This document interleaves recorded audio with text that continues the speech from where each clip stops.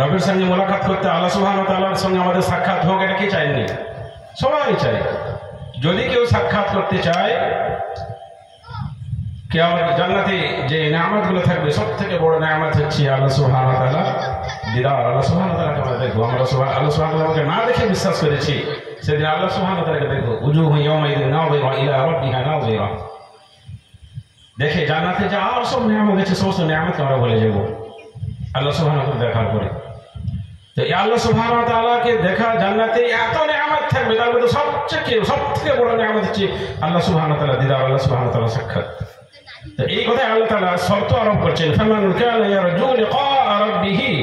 তোমরা যদি চাও, তোমাদের মধ্যে যদি কেউ চায় যে তার রবের সাথে সাক্ষাৎ করবে, মোলাকাত করবে, ফালিয়ামাল আমালান সালিহান, তারা যেন কি করে?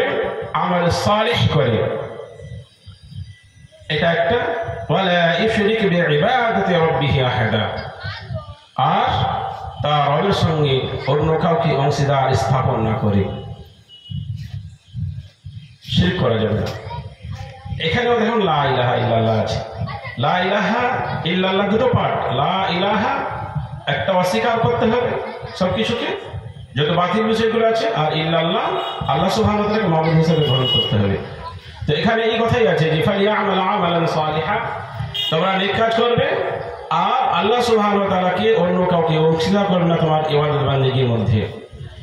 শিরকের একটা বিষয় আছে, আল্লাহ রাসূল সাল্লাল্লাহু আলাইহি ওয়াসাল্লাম বলেছেন যে আমার উম্মতের ছোট শিরক সম্পর্কে বড় ভয় হয়, যে তারা ছোট শিরক করবে। সাহাবায়ে কেরামগণ জিজ্ঞাসা করলেন, ইয়া রাসূলুল্লাহ, ইয়া হাবিবাল্লাহ, ছোট শিরকটা আবার কি?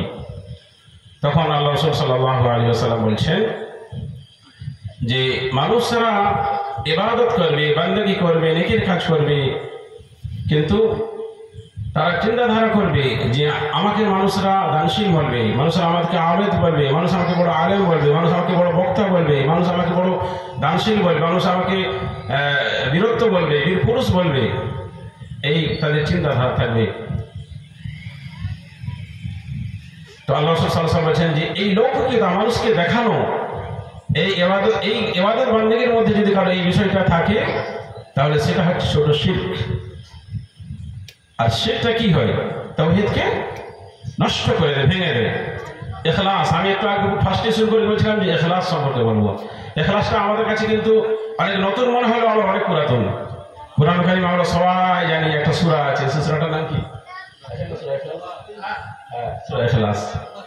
তাহলে বিষয়টা নতুন মনে হলো, আবার অনেক পুরাতন। সূরা ইখলাস আছে না?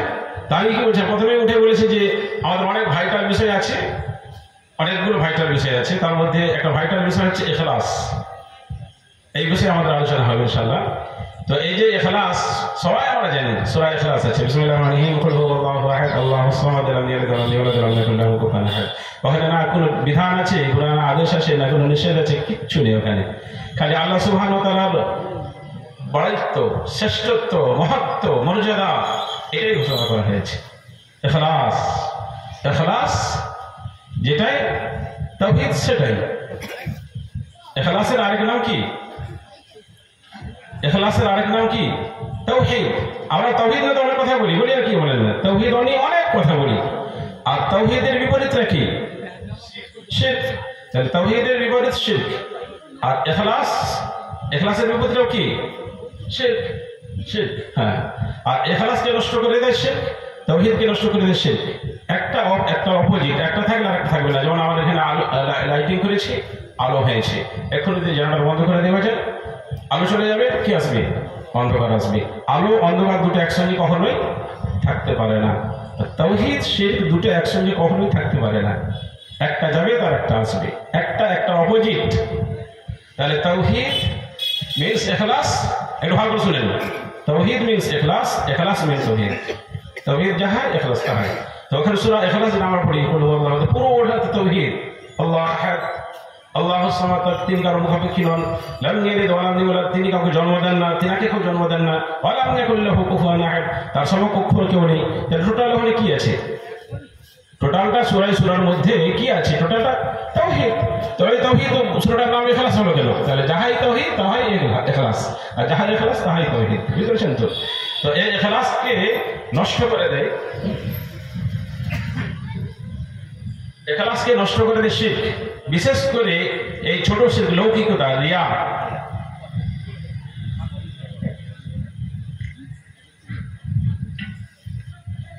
আমরা কোরআন কারিমে আরাইতাল্লাযী সূরা একটা পড়ি। এই আরাইতাল্লাযী সূরার মধ্যে আছে, বিসমিল্লাহির রহমানির রহিম, আরাইতাল্লাযী ইউকাযযিবু বিদ্দীন। হে নবী, আপনি কি দেখেছেন তাদেরকে যারা কিয়ামতের দিবসকে মিথ্যা পূর্ণ করে, মিথ্যা মনে করে? ফাযালিকাল্লাযী ইয়াদুররুল ইয়াতীম, আর এতিমদেরকে ঘাড় ধাক্কা দিয়ে বের করে দেয়। ওয়ালা ইয়াহুদ্দু আলা তাআমিল মিসকিন, আর মিসকিনদের আহার্য করার জন্য উৎসাহিত করে না। ফাওয়াইলুল লিল মুসাল্লিন, আর ওই মুসল্লিদের জন্য দুর্ভোগ।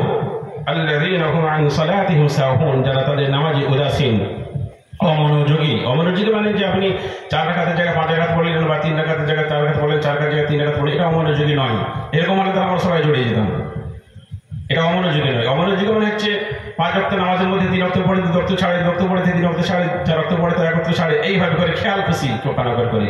অথবা সমস্ত নামাজগুলোতে অবহেলা করে এই পড়বো, ওই পড়বো, এই পড়বো, ওই পড়বো করে সবসময় দেরি করে নামাজ পড়ে। অমনোযোগী মানে কি করে? আল্লাযীনা হুম ইউরাউন, তারা মানুষকে দেখানোর জন্য নামাজ পড়ে। তাদের জন্য দুর্ভোগ, ওই মুসল্লিদের জন্য, ওই নামাজীদের জন্য। তাহলে এখানে আল্লাযীনা হুম ইউরাউন, এই রিয়া শব্দ থেকে ইউরাউন শব্দ আসছে, দেখানোর জন্য মানুষকে নামাজ পড়ে। তো এই লোক দেখানো যে কোনো ইবাদত, কুরবানির ক্ষেত্রে এই কথা আল্লাহ বলেছেন, লা ইয়ানালাল্লাহু লুহুমুহা ওয়ালা দিমাউহা ওয়ালাকিন ইয়ানালুহু তাকওয়া মিনকুম। যে কুরবানিকৃত পশু, গোশত, মাংস কোনো কিছু আল্লাহ সুবহানাহু ওয়া তাআলা দরবারে পৌঁছায় নাই। শুধুমাত্র কেবলমাত্র তোমাদের অন্তরের যে তাকওয়া, বিশুদ্ধ নিয়ত, এটাই আল্লাহ সুবহানাহু ওয়া তাআলার কাছে পৌঁছায়। এই অন্তরের যে বিশুদ্ধ নিয়ত, এটা খুব শক্তিশালী, এটা খুব পাওয়ারফুল। কতটা পাওয়ারফুল? আমরা যে ইবাদত বান্দেগি, নামাজ রোজা করি, এটাকে উদাহরণস্বরূপ এইরকম বলা যায় যে আমার চুল থেকে নিয়ে পা পর্যন্ত পুরো শরীরটাই ঠিকঠাক আছে, এই জন্য আমি নড়াচড়া করছি, সবকিছু করছি, বা আপনারা সবাই নড়াচড়া করছেন, সবকিছু করছেন। আমাদের শরীরের মধ্যে সবই থাকবে, মাথার চুল থেকে পা পর্যন্ত সবই থাকবে। একটা জিনিস যদি আউট হয়ে যায় আর আমরা নড়াচড়া কিছু করতে পারবো না, সেটা কি বলতে পারবেন? জি, রূহ বা আত্মা। এই রূহ বা আত্মা, এটাকে বলা হয় ইখলাস। আর আমল বলা হয়, আমলটাকে বলা হয় বডি, দেহ।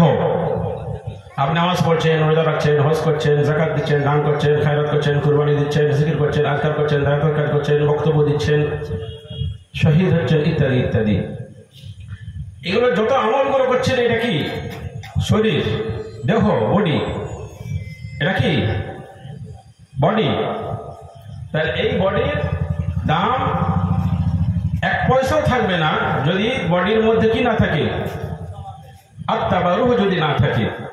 রূহ যদি না থাকে তাহলে এই বডির কোনো দাম থাকবে না, কোনো দাম থাকবে না। আর যখন এই রূহটা শরীরের মধ্যে দিয়ে দেওয়া হবে, তখন এই শরীর নিয়ে অনেক কিছু করতে পারবে। তাহলে আমাদের সমস্ত ইবাদত বান্দেগি, এটা হচ্ছে বডি বা দেহ। আর আত্মাটা কি? আত্মাটা কি? আত্মা বা রূহ কোনটা? ইখলাস, আন্তরিকতা, মনের নিয়ত, এটাই হচ্ছে রূহ। কিসের রূহ? কি বলে? কথা বলেন, কিসের রূহ? বডির রূহ তো আমার শরীরে আছে, চলে গেলে তো আমরা মারা যাবো। কিন্তু আমি যে বডি বা রূহ বললাম, বডি কোনটা, রূহ কোনটা? আমলটা হচ্ছে বডি বা দেহ, আর ইখলাসটা হচ্ছে রূহ।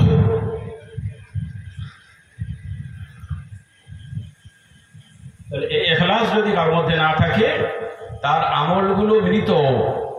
তার নামাজ, রোজা, হজ, যাকাত, কুরবানি, দান, খায়রাত, দাওয়াত, যেগুলো সব কি? আমলগুলো মৃত। হ্যাঁ, মৃত আমল নিয়ে জান্নাতে আল্লাহি আল্লাহর কসম, মৃত আমল নিয়ে মানুষ জান্নাতে যেতে পারবে না। শুধু জান্নাতে যেতে পারবেন না, জাহান্নামে যাবে।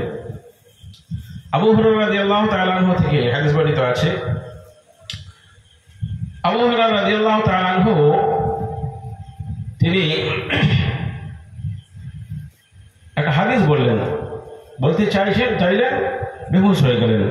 আবার চলতে চাইলেন, আবার বেহুশ হয়ে গেলেন। আবার বলতে চাইলেন, আবার বেহুশ হয়ে গেলেন। এবং তিনবার সেন্সলেস হয়েছে। তারপর তিনি বললেন যে আল্লাহ রাসূল সাল্লাল্লাহু আলাইহি ওয়াসাল্লাম বলেছেন,